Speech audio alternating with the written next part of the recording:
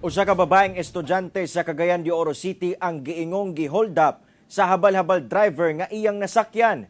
Giingong sospek ang nadakpan sa kapulisan. Aniyang report.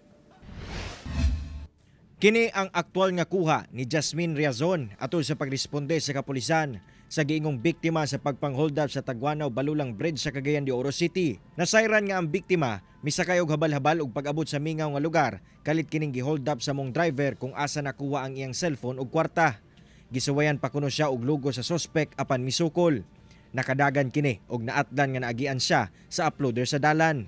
Among panghitabo na report sa mga otoridad kung asa ilang nasubay ang motor nga gigamit sa krimen ug nakuha sa Kugon area apan nakasibat ang driver.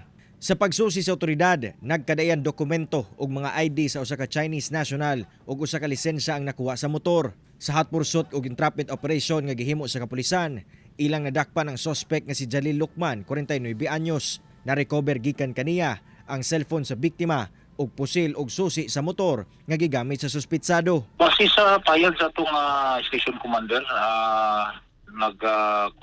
kasinabot ang biktima ug ang suspitsado na iuli niya ang cellphone. Siya kay balo nga ang transaksaya is ang ato ng mga operatiba. Gibarugan sa suspitsado nga dili siya ang mi-hold up sa biktima.